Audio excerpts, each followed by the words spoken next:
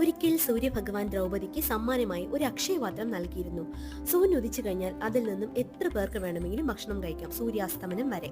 പാണ്ഡവരുടെ വനവാസകാലത്ത് ഒരു ദിവസം ദുര്യോധനൻ സൂര്യാസ്തമനം കഴിഞ്ഞ് ദുർവാസവ മഹർഷിയോട് പാണ്ഡവർ ഭക്ഷണം കഴിക്കാൻ ക്ഷണിച്ചു എന്നും അങ്ങും ശിഷ്യന്മാരും ഉടനെ പോകണമെന്നും പറയുന്നു. ഭക്ഷണമില്ല എന്ന് പറഞ്ഞാൽ ക്ഷിപ്രകോപിയായ മഹർഷി അവരെ ശപിക്കും. ഇതായിരുന്നു ദുര്യോധനന്റെ ഉദ്ദേശം. ഭക്ഷണം ഉണ്ടാക്കി വെച്ചോളൂ, ഞങ്ങൾ സ്നാനം ചെയ്തു വരാം എന്ന് പാണ്ഡവരോട് മഹർഷി പറയുന്നു. ഇനി എന്ത് ചെയ്യും ഭഗവാനെ എന്ന് ദ്രൗപദി സങ്കടപ്പെട്ട് കൃഷ്ണനെ വിളിച്ച് പ്രാർത്ഥിക്കുന്നു. പ്രത്യക്ഷപ്പെട്ട ഭഗവാൻ അക്ഷയപാത്രം എടുത്തു വരാൻ ദ്രൗപദിയോട് പറയുന്നു. ഭഗവാൻ നോക്കിയപ്പോൾ അതിൽ ആകെ ഒരു വറ്റേ ഉണ്ടായിരുന്നുള്ളൂ.